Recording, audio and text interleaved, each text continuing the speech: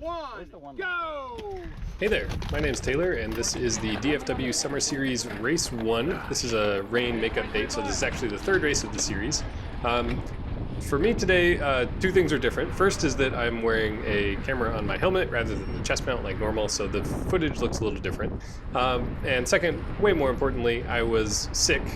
You can see at the start of the race my heart rate was at 140 BPM and only going up from there. I had just like a regular cold, but wasn't feeling great and decided to come out and do the race anyway. I took some Sudafed and drank a Celsius, and that was my prep for the race.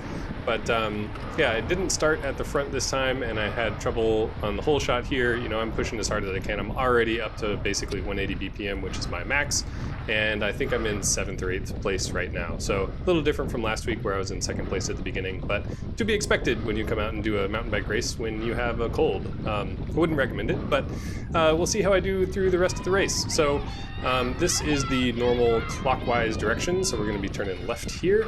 And on the clockwise course, there's a lot of I'd say punchy uphills, so that's not really working in my benefit either with the cold. But yeah, I'm feeling good about my bike handling skills because I've been through 2 of these races already, and I know the course pretty well, and I'm getting more comfortable on my bike. So normally the way races go for me is that since I was a road rider in the past, I do pretty well on the infield sections like right here, and I do less well on the technical actual mountain biking sections. But today that was kind of flipped for me, where I didn't have the cardio to be able to push really hard on the infield sections, but I was confident in my abilities that I was able to get through these technical mountain bike sections without losing too much time.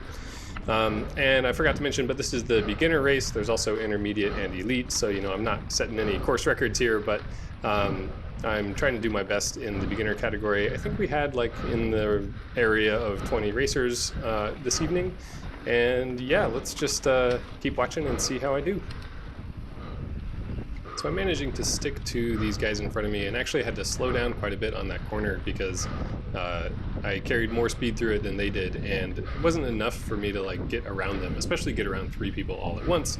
But this was where I started to realize oh, I'm in a good spot when it comes to my bike handling, and I can maybe gain some time on these technical sections. And I mean, this is an infield section, but the cornering on the infield section at least, gain some time on those parts, since I'm not going to be able to make it up with just sheer power.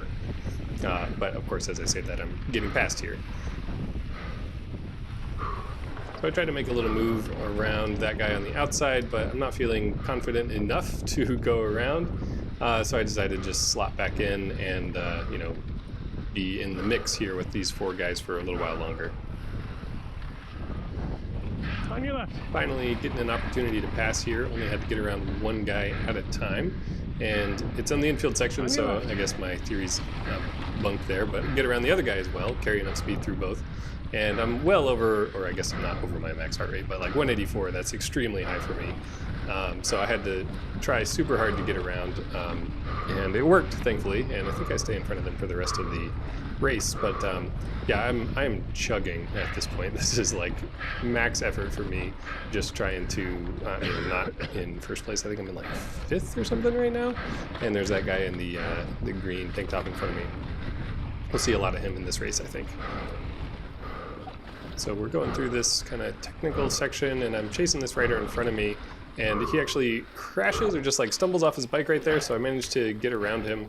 He didn't look like he got injured or anything, so just went around, and I felt good because on the infield section I could see him in front of me, but I just didn't have the muscle to catch up to him. And so I'm oh great, he made a mistake, that gives me an opportunity to get ahead, and I think we were about evenly matched, so hopefully I can stay ahead and not let him get back around me later in the race. Another rider in front of me here, and on your left. I'm able to get around them. It's wide enough here that there's not any contention to get around him, and that's making me feel good. Again, I'm coming into this race with a cold, not expecting to do well, and it's really encouraging to be able to be in the mix and passing people in this race. So there's still a lot of the race left to go, but I felt good about that at this point for sure. I'm not sure what happened with this rider. He was walking his bike. Doesn't look like he has a flat. Maybe he had some kind of mechanical or just something else that took him out of the race, but I hope they're okay. And yeah, not sure what happened.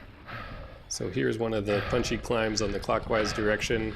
You can't hear the audio very well, but I am huffing and puffing. Sounds like I'm dying, but yeah, really struggling to get through these parts where it just takes the flat out power to get through. Fortunately, it's a pretty short hill, and then it's downhill after that, but yeah, really struggling there. Again, like over my max heart rate and trying to keep it together so that I can maneuver through the rest of the course without, losing my mind. At this point, I am vaguely aware that there's at least one guy behind me. I think there's two, but I just don't have anything more to give to try to open up a gap to them. And I know that we're coming into another uphill section, so my assumption is that one or both of the guys immediately behind me are going to easily go around me on this next part as I just huff and puff my way up the hill. And sure enough, here comes one around me, and there might be another one in short order. Yeah, there goes another one. So yeah, not doing great on these uphill sections, but again, not terribly surprising given that I was not healthy and still decided to do the race anyway for some reason. And actually a third guy going around me here, he attempted to pass me earlier in the race, but I managed to stay in front of him. And then here the green tank top guy also getting around me, so he recovered from his little crash about half a lap ago and is now just motoring ahead, both of me and this guy on the red bike. So kudos to that guy for recovering after a crash and getting back in front of me. And that was actually a 13:53 lap for me, which I think was a PR by maybe 5 or 10 seconds. So that was just astonishing. I didn't realize it during the race, but afterward when I looked at the times, I was like, there's no way, I come out here when I have a cold and get a PR. I guess the, better handling through the technical sections paid off more so than just more power on the infield sections. So surprising to me, but good, I guess. So I think the guy on the red bike has got ahead of the guy in the green tank top. I should really get people's names or numbers so I can refer to them that way. But anyway, I think he got ahead. So now I'm trying to chase after this green tank top guy, knowing that, he crashed out earlier and then got back ahead of me. So he's got to be doing a little better than me in this race at least. In almost the same relative position as the first lap behind this guy in the green tank top, but he makes it through this time no problem. And I am trying to hang on to his tail, but he's keeping a respectable distance to me. And up here we see Sean, the race organizer, at the end of this wood bridge. And we had no idea what was going on during the race, but afterward I learned that there was somebody, I think a homeless person, sleeping under that wooden bridge. And I don't know if I'm fast enough. I think they called the cops on him or something. I don't know what happened for sure, but that's what I heard.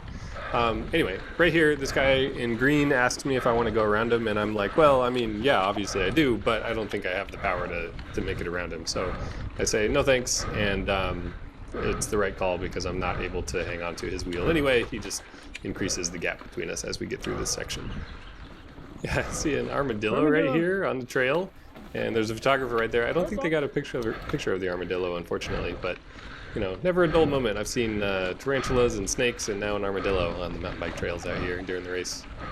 So I'm coming up on this guy. I think he passed me earlier, but I was surprised because I heard his friends gassing him up before the race, so I assumed he was gonna get on the podium or something, and I'm like, oh well, all right, feels good to pass him, but I'm not sure. It feels also kind of strange to pass him this late in the race. Maybe he blew up or tried too hard on the first lap or something like that. Not sure.